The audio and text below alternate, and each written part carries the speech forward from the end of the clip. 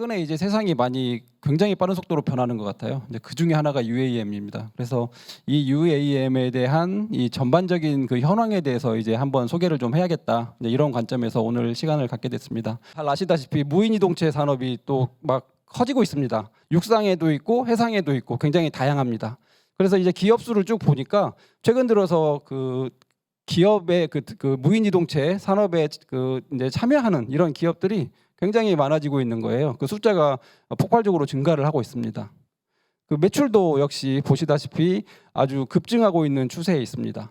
그래서 앞으로 지금 이 드론 산업, 그다음에 이게 육상, 해상 다 포함해서 무인 이동체 산업이 이제 새로운 우리 산업의 어떤 그 주력이 될 수 있는 이런 가능성을 보여주고 있을 수 있다. 아까 항공산업은 전체적으로 봤을 때 1%밖에 되지 않지만 이제 드론 산업은 새로운 패러다임이고 새로운 기술이고 또 다른 주변 기술과 접목되는 것이기 때문에 여기에서 분명히 우리가 또 추격할 수 있고 선도할 수 있는 이런 산업으로 발전될 수 있겠다.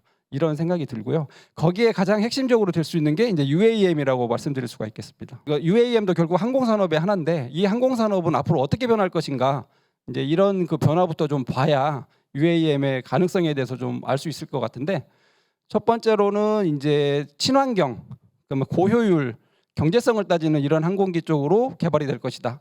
그래서 이제 지금 자동차는 이제 점점 그 화석연료를 쓰는 내연기관이 퇴출되고 있잖아요. 그래서 아마 항공기 쪽도 그렇게 가게 될 것이다. 이렇게 보고 있고, 그다음에 두 번째로는 이제 극초음속, 아주 굉장히 빠른 속도로 운항을 할 수 있는 이러한 항공기들이 개발되게 될 것이다. 이제 그러한 방향성이 있고, 세 번째로는 이제 근거리 같은 경우는 거의 항공기가 자가용화 될 것이다. 이제 PAV, 퍼스널 에어 비에이클이라고 그러죠. 그 중에 하나가 이제 UAM이 되는 거고요. UAM을 정리를 해보면 이렇습니다.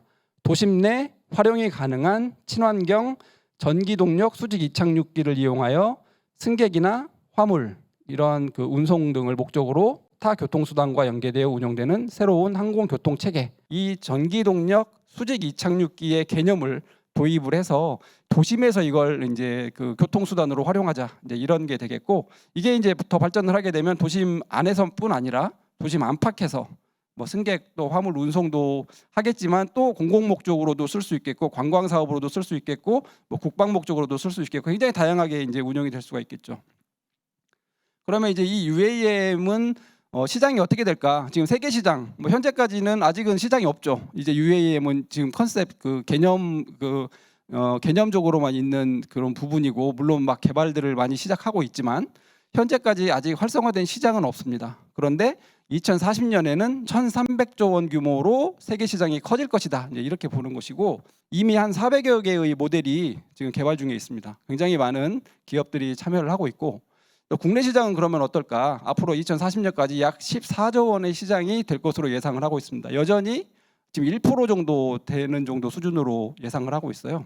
그런데 아마 이게 우리가 좀 더 그 속도를 낸다면 분명히 이게 하나의 어떤 주력 산업이 될 수도 있겠다. 저는 이렇게 생각을 합니다. 우리나라도 이미 현대차라든가 한화 시스템 같은 기체 개발사들이 있고, 그다음에 또 통신사, 그다음에 기타 뭐 항공사들, 이렇게 다양한 그 사업체 그 기업들이 사업화를 하는데 참여를 하고 있습니다. 그 그래프를 보시면 아시다시피 2040년까지 아주 급증하는 이런 그래프를 보실 수가 있겠습니다.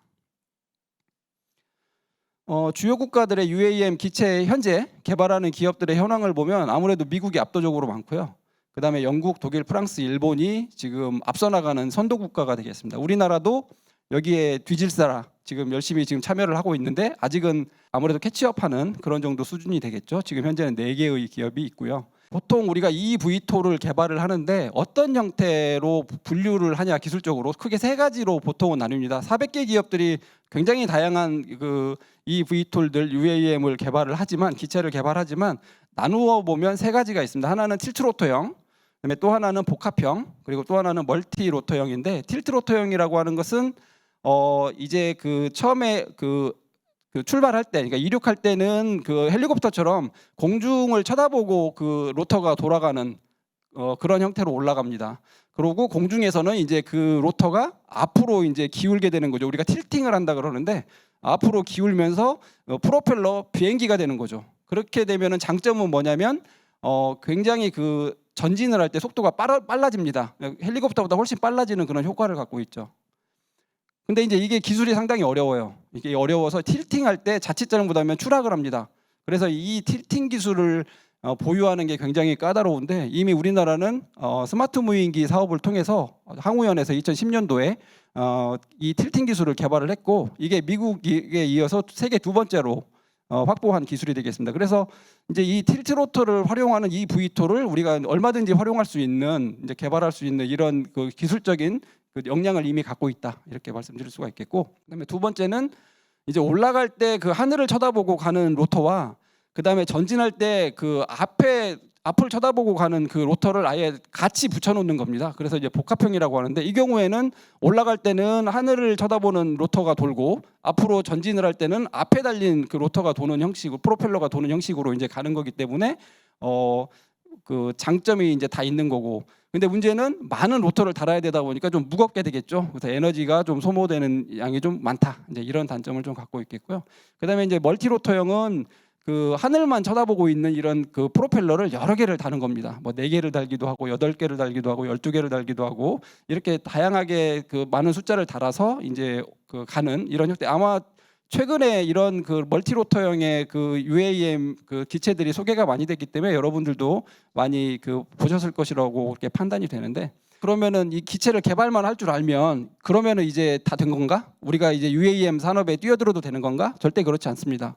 우리가 자동차를 개발했다고 해서 자동차가 그냥 아무데나 가지는 않잖아요. 길을 만들어야 되는 것이고 또 자동차가 많아지면은 교통 체계를 갖춰야 되는 거고 사거리도 만들어야 되고 신호등도 만들어야 되고 그런 것들이 갖추어지지 않으면 자동차가 제대로 가지 못하거나 아니면은 서로 간에 국가적인 어떤 약속에 의해서 여기 그 가는 그 방향을 정해주지 않으면 서로 부딪히거나 이런 경우들이 생기게 되잖아요. UAM도 마찬가지거든요. 자동차가 그대로 하늘을 떠서 다닌다고 생각했을 때 많은 플라잉 카들이 돌아다닌다고 본다면 그러면은 분명히 하늘에도 도로가 있어야 되는 거거든요. 근데 하늘에는 분명히 지상같이 그렇게 도로를 만들어 줄 수가 없어요. 뭔가 약속된 그 장소를 공역을 만들어 줘야 되거든요. 그렇다면은 이제 이 생태계, 저희가 보통 생태계라고 말을 하는데 UAM은 기체를 만드는 기술만 있어서는 안 되는 것이고 그 도로까지도 만들어주는 그런 그러니까 인프라가 구축이 되어야 된다 이렇게 이제 말씀을 드릴 수가 있는 거죠. 그렇다 보면 지금 저 위에 보는 그 표에서 기체를 개발하는 것은 정말 일부에 불과합니다. 이 기체를 가지고 운송 사업을 하는 사람이 생길 것이고 그다음에 이 기체가 그러니까 이 UAM이 분명히 어딘가는 착륙을 해야 되잖아요. 이륙하고 착륙하는 그런 장소라고 해서 버티포트라고 그러는데 이런 버티포트들이 꽤 많아져야 되는 거고 그다음에 그걸 이용하고자 하는 승객이나 화물이 많아져야 되는 것이고 그다음에 이러한 그 교통 관리를 해줄 수 있는 서비스 해주는 사람들이 생겨야 되는 것이고 그다음에 정부는 또 공역을 관리해주는 그런 역할이 있어야 되는 것이고 그래서 이 전반적으로 이 전체적인 하나의 생태계가 구성이 되지 않고서는 우리가 UAM을 개발했다고 해서 바로 쓸 수는 없다. 이제 이렇게 말씀드릴 수가 있겠고 이러한 것을 5개의 그 특징으로 분류를 해보면 이제 첫 번째로 기체, 그다음에 기체에 포함된 부품, 그다음에 두 번째로 항법, 교통, 그다음에 세 번째로 인프라, 네 번째로 서비스, 다섯 번째로 이제 기술 이렇게 이제 우리가 분류를 할 수가 있겠습니다. 이러한 것들이 다 어느 정도 궤도에 올라야 UAM이라고 하는 이런 그 교통 체계가 갖추어질 것이다. 이렇게 이제 말씀드릴 수가 있겠습니다. 그 외에도 그 UAM이 돌아다니기 위해서는 굉장히 정밀한 항법 데이터를 주고받고 해야 되거든요. 그래서 이게 만약에 이 오차가 너무 크면 다른 상대에서 날라오는 UAM과 충돌할 가능성이 있기 때문에 그래서 이제 항법 기술이 굉장히 중요하고 그다음에 통신 우리가 뭐 사물 인터넷 이야기를 하고 있는데 이 기체들끼리 서로 통신을 하면서 이게 상대는 어떻게 지금 여기를 오려고 하는 것인지 이걸 서로 간에 통신이 되면서 가야 되는 거거든요. 그렇기 때문에 통신이나 항법 이런 기술이 굉장히 중요하게 되는 것이고 또 전기 동력으로 할 것이기 때문에 배터리도 중요한 것이고 또 제어, 안전, 그다음에 보안 이게 이제 결국은 통신과 관련되는 거니까 이게 해킹이 되면 이게 무기가 될 수가 있거든요. 그냥 어느 곳에서 추락해 버리면 바로 그게 굉장히 큰 피해를 야기할 수 있기 때문에 그래서 이런 다양한 것들이 다 기술이다. 이러한 기술들이 다 확보가 되어야 우리가 UAM 교통 체계를 갖출 수 있는 조건이 된다. 이제 이렇게 말씀드릴 수 있겠고 그다음에 이제 UAM 우리가 회랑이라고 말씀드리는데 이제 지상에서는 도로잖아요. 근데 도로인데 공중에서도 분명히 뭔가 있어야 됩니다. 공중에서도 그게 정해져 있는 항로가 있어야 되는 것이고, 뭐 잘 아시다시피 이미 그 대형 항공기 민간 항공기는 항로가 있어요. 항로가 있는데 그 숫자가 딱 정해져 있고 그다음에 공항이 딱 정해져 있기 때문에 거기 정해져 있는 항로만 가면 되거든요. 자동차들이 이제 다 하늘에 떠다닌다고 생각을 하시면 이게 보통 복잡한 문제가 아닌 겁니다. 항로를 몇 개 만들어 갖고 되는 문제가 아니에요. 그래서 이걸 보통 우리가 이제 도로를 코리도, 그러니까 회랑이라고 우리가 설명을 한다면 이 다양한 회랑들을 우리가 만들어 줘야 되고 그 회랑 안에서만 돌아다니게 해야만 서로 간에 충돌이 생기지 않는다. 이렇게 돌아다니는 걸 보면 저렇게 복잡합니다. 아주 높은 건물들 사이를 어떻게 잘 빠져나가고 돌아다닐 것이며, 그다음에 이 많은 이 자동차들이 플라잉 카들이 어떻게 부딪히지 않고 다닐 것인지에 대해서 굉장히 복잡한, 그러나 아주 정교한 이러한 이제 체제가 필요하게 되는 것이죠. 이러한 버티포트가 많아져야 이제 여기에 뜨고 내릴 수 있는 이런 그 가능성이 많아질 것이고, 그래야 이제 교통량이 많아져도 이제 그게 충분히 소화가 되겠죠. 근데 이건 도심 항공 모빌리티잖아요. 그러니까 도심 항공이라고 하는 것은 결국은 도심에 들어가서 이 교통이 너무 혼잡하고 밀리는 것을 피해서 가는 건데, 간 다음에 그 다음에 또 다시 그 복잡한 그 대중교통으로 들어가는 것은 지양해야 되겠죠.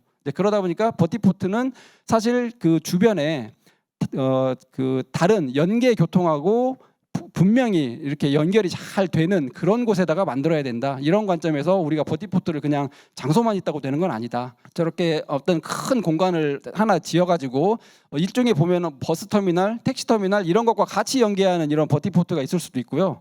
아니면 어떤 경우는 아예 그냥 큰 건물에 옥상을 활용하는 이런 버티포트도 있을 수 있습니다. 그 밑에는 뭐 당연히 뭐 지하철 노선이 있고 뭐 시내버스 노선이 있고 이렇게 연결이 되는 것이죠. 그렇게 해서 전혀 그 혼잡한 그런 교통 체계에 영향을 받지 않고 다닐 수 있게 만드는 것까지 고민을 해야 이 교통 체계의 버티포트라고 하는 그 관점에 그 체계가 갖춰진다, 말씀드릴 수가 있겠습니다. 결국 이제 아까 말씀드렸던 것처럼 UAM은 아까 항공산업에서 우리가 놓쳤던 이 경쟁력이 부족해서 놓쳤던 이 부분의 새로운 패러다임에 우리가 다시 진입할 수 있고 선도할 수 있는 이런 기회가 된다고 생각을 합니다.